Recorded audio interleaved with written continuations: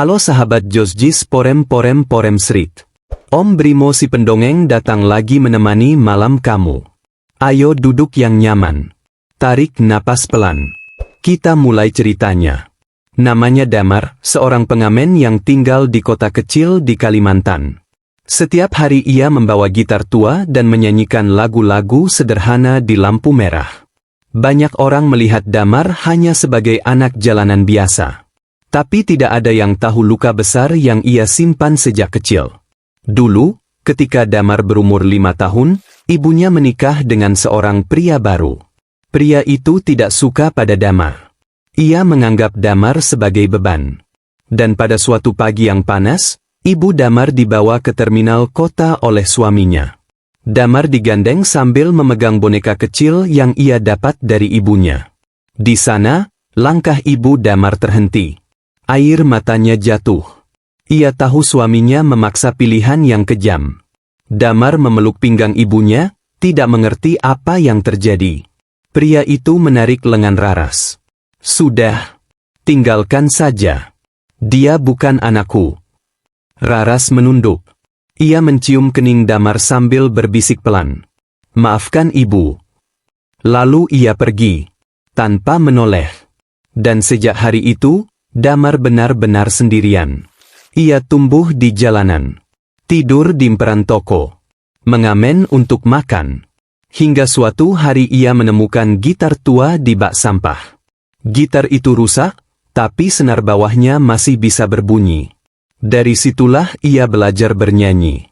Hidup Damar berjalan seperti itu selama bertahun-tahun. Sampai suatu sore hujan deras turun. Damar berlari kecil menuju teras sebuah kantor kecil. Di papan namanya tertulis kantor notaris Wijanarko.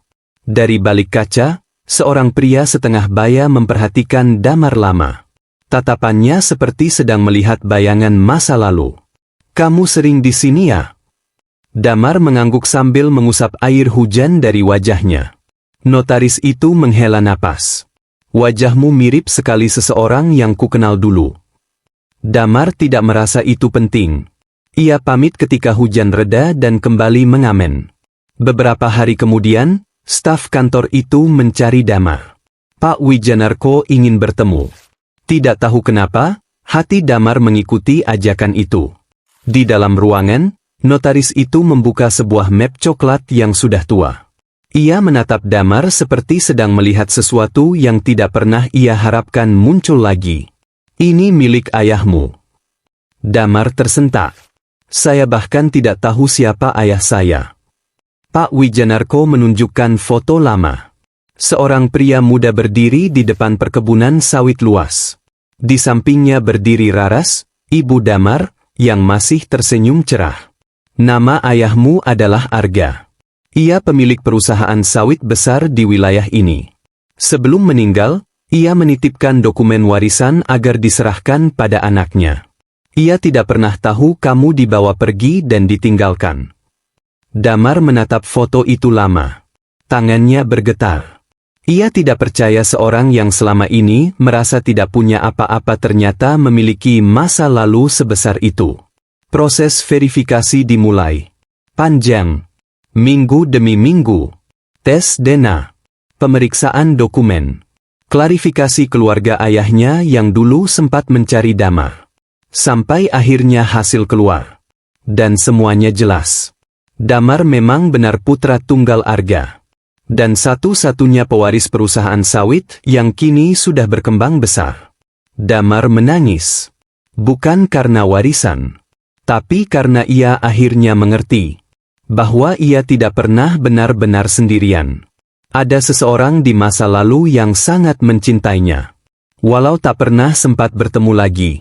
Beberapa hari kemudian, Pak Wijanarko mengajak Damar melihat perkebunan sawit itu. Hamparannya luas. Angin berhembus pelan. Damar memegang gitar tuanya.